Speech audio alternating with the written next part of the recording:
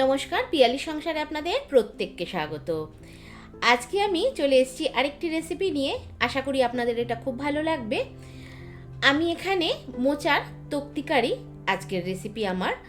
আর দেখুন, আমি মোচার ভেতরের অংশটা নিয়েছি, বাইরের অংশটা কিন্তু আমি নিইনি।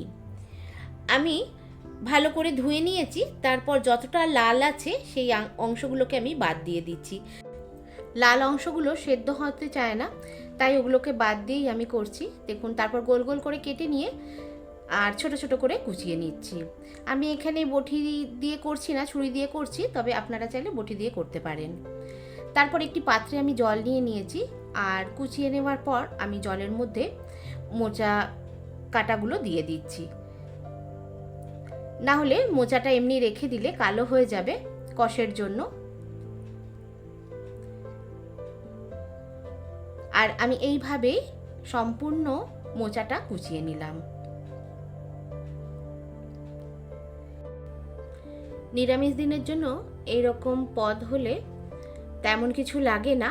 আর আমরা তো মোচা বিভিন্ন রকম করি, তো এরকম করে আপনারা দেখতে পারেন, এটাও কিন্তু খেতে বেশ ভালো লাগে।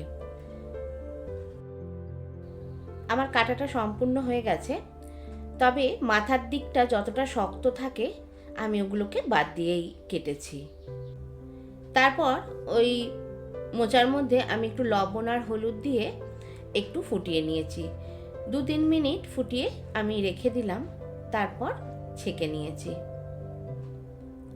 খুব বেশি কিন্তু নরম হলে ভালো লাগবে না, একটু শক্ত থাকতে থাকতেই নামিয়ে নিতে হবে।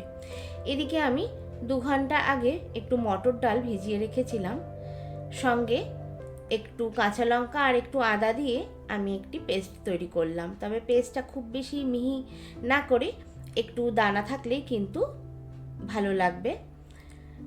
এরপর একটি থালা নিলাম, ওর মধ্যে ছেঁকে রাখা মোচাটা দিয়ে দিলাম, তারপর খুব ভালো করে হাতের সাহায্যে ম্যাশ করে নিলাম। তারপর একটি স্ট্রেনারে আমি এটা ছেঁকে নিচ্ছি।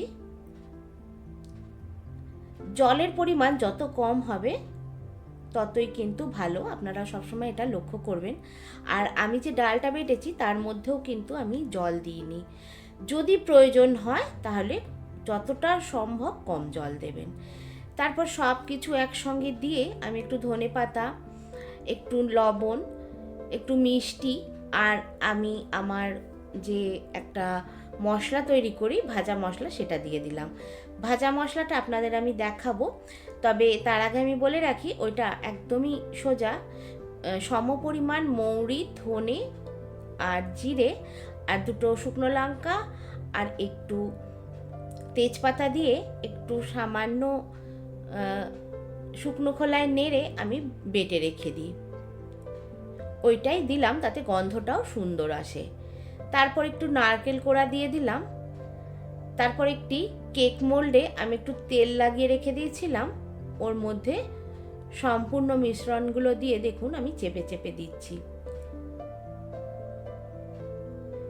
এটা আমি একটু ভাপিয়ে নেব। আমি এখানে একটি পাত্রে জল বসিয়ে ওর মধ্যে দিয়ে দিলাম, বাটিটা বসিয়ে দিলাম। তারপর 20 মিনিট রেখে আমি নামিয়ে নিচ্ছি। তারপর বাটির মধ্যেই আমি কেটে নিলাম। দেখুন,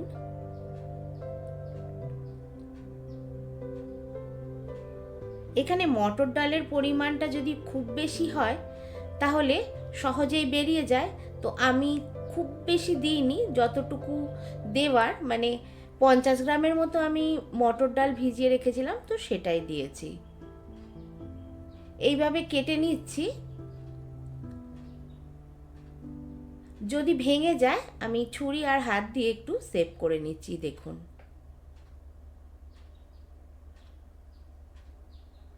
আমার সম্পূর্ণটা বের করা হয়ে গেছে। এরপর একটি বাটিতে আমি 2 চামচ কর্নফ্লাওয়ার নিয়েছি, ওর মধ্যে একটু জল দিয়ে একটু লবণ দিয়ে আমি একটু পাতলা করে গুলে নিচ্ছি।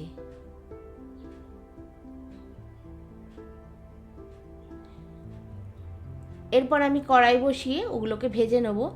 যদি প্রথমে আমি ওইগুলোকে এমনি ভাজি, অনেক সময় ভেঙে যেতে পারে, তো আমি কর্নফ্লাওয়ারে একটু মাখিয়ে নিয়ে ভাজি, তাহলে কিন্তু এটা ভাঙার চান্স থাকে না। আর ব্যাটারটাও কিন্তু আমি খুব পাতলা করেছি।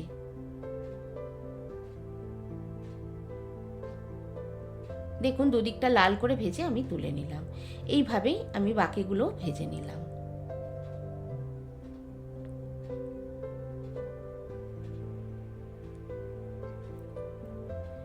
এটা শুধু খেতেও কিন্তু খুব ভালো লাগে।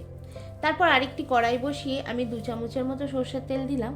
ওর মধ্যে আমি একটু জিরে আর তেজপাতা ফোড়ন দিয়ে দিলাম। আর আমি এখানে একটা আলু কেটে রেখেছিলাম। আপনারা চাইলে আলু নাও দিতে পারেন, তো ভাতের সঙ্গে যেহেতু খাওয়া হবে তো আমি একটু আলু দিয়েছি। আলুটা একদম লাল করে ভেজে নিলাম। তারপর কেটে রাখা একটা টমেটো আমি দিয়ে দিলাম। টমেটোটা একটু গলে গেলে একে একে মশলাগুলোও দিয়ে দেবো আর কি। টমেটোটা গলার জন্য আমি একটু লবণও দিয়ে দিলাম।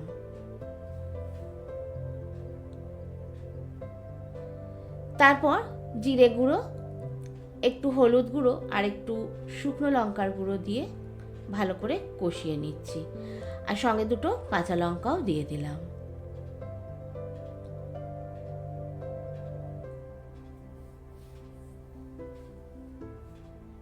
কিছুক্ষণ কষানোর পর আমি এরপর আদা দেব। আদাও কিন্তু খুব বেশি নয়, আদা ভাজলে কিন্তু তেতো হয়ে যায়, আমি এজন্য পরেই আদাটা দিলাম। এরপর গরম জল দিয়ে আমি ঢেকে দেবো আলুগুলো সেদ্ধ হওয়ার জন্য। দেখুন আমার এখানে আলুগুলো প্রায় সেদ্ধ হয়ে গেছে। এরপর একটু মিষ্টি দিয়ে দিলাম আর বড়াগুলো দিয়ে দিলাম। বড়াগুলো দিয়ে 1-1.5 মিনিটের মতো আমি একটু ফুটিয়ে নিলাম। আমি এখানে সবকটা বড়া দিইনি, প্রয়োজন হলে পরেও মিশিয়ে নেওয়া যাবে। তারপর একটু গরম মশলা আর আমি একটু নারকেল কুড়িয়ে রেখেছিলাম সেটা উপরে ছড়িয়ে নামিয়ে নিলাম। আমার রান্নাটা হয়ে গেল। এরপর সার্ভ করার পালা। রুটি, ভাত, পোলাও যে কোনো কিছুর সঙ্গেই কিন্তু এটা খুব ভালো লাগবে। আর আমি এখানে একটু লাস্টে ঘি দিয়ে নামিয়ে নিয়েছি। আজকের মতো এলাম, দেখা হচ্ছে নেক্সট ভিডিওতে। আপনারা সবাই খুব ভালো থাকবেন। নমস্কার।